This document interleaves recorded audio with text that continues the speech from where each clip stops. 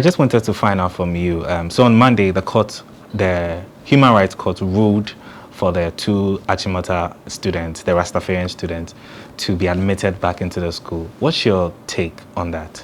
Yes, as a country, we have chosen democracy for ourselves.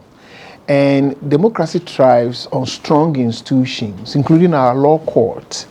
And therefore, when an individual or a group send an issue to the court and the court gives a ruling, whether it's in your favor or not, we must all abide by that. That is how we will be able to strengthen our institutions and grow our democracy. So first, I will say all of us, those who are in favor, those who are not happy, must abide by the court ruling.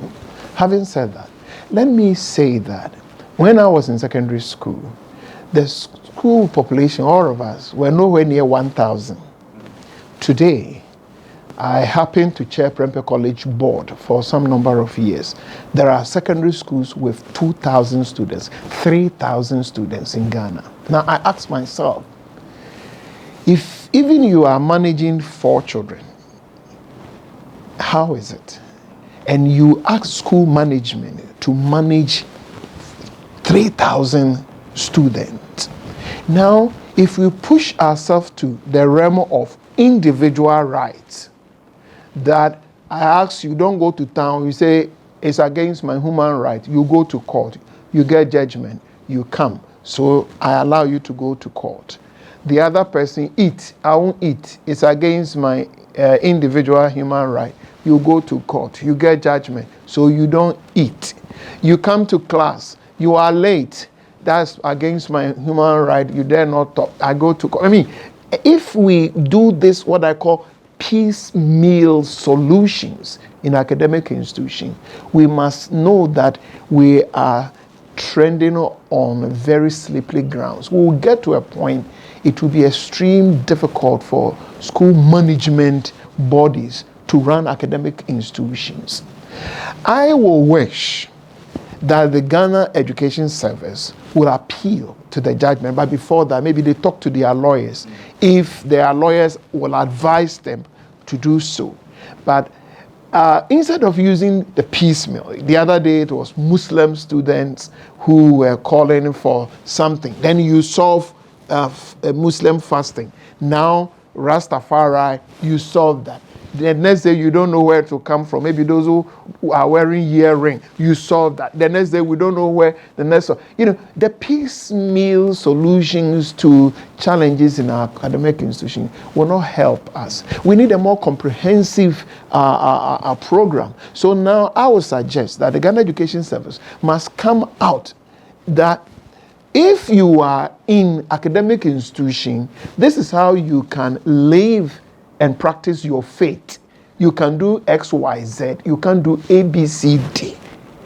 So that we all abide by it. Yet the situation has changed. When I was in school, the school I experienced is not what I'm witnessing today. So let us respond to the change and see how we can work towards unity, have a national cohesion. But I feel that if we leave individuals to continue to go to court for their individual human right answers and come and live in academic institution, we are gradually tightening the hands of the very people we want them to help develop and form our young people for us in academic institutions. But Reverend, do you think that sets a very bad precedent, you know, in terms of initially they went to court, they were not granted. Now they were now allowed to formally go to court. Now the judge has ruled on the situation. Now the board, the new development is the board has now said they will appeal the case. What's your thoughts on that?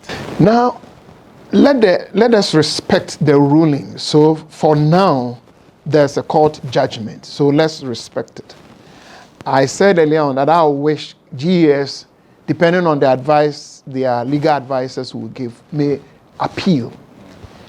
But if whether they will do that or not is a different thing. If you ask me the question you are asking me, I would have wished that this issue had not even gone to court. But GES will come out with some guidelines as to how do you practice faith in academic institution, because now that is where the challenge is coming from. It's not only the Achimota Rastafari. We've heard Wesley girls, and we've had St. Augustine, and on and on and on. You know, so if the case must continue in terms of appeal, yes. If we've come to the end of the road, yes. But I will still use your platform to advise Ghana Education Service to come out with guidelines as to how do you practice your faith in academic institution. We have rights, but this country cannot enact laws to suit individuals. We must also have the collective interest in mind, and we must also keep school management board in mind, because they have a task to perform. Formation of our young people is as important as individual right, and we must not get to a point where school management will feel that we've got to a point where managing students because of their individual rights have become so complex to the point that they want to throw in the towel. If we get to that point, it will also not serve the national interest of this country. Okay. Reverend, so let's just come briefly to the boys. They've had a very long few months, almost close to 6 months of this issue going on. From your point of view and your expertise, do you think they will need some kind of psychological help? You know, because I'm sure it's a very, very torrid and very traumatic experience they've gone through. At their age, it's expected. But they have achieved something.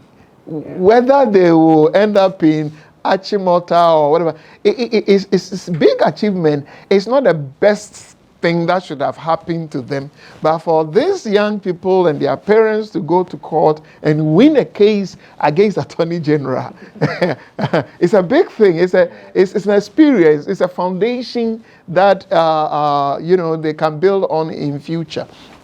But I've heard some of them on the various media platforms, their feelings, and I will wish parents and others also spend time with them, because they must be frustrated.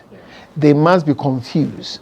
And in seeing their friends, others in school, and they are going to court, at this stage, that should not have been their experience. So they need everybody's support. They need our prayers. They need our encouragement. Yes, but we wish them well. Who knows? Someday they are becoming some legal giants that this country may need. They have experience, and now encourage them that they build on the foundation that they have built and achieved, even though it's unfortunate. But in life, such things do happen. We wish them well. I pray and hope that what has happened will not disturb their academic future. And if they must land at Achimota, they must be accepted and loved. If for some good reasons the parents feel that we are done with Achimota as chapter 1, now let's find another school. That's also a different thing. Reverend, thank you very much for your time. Really appreciate it.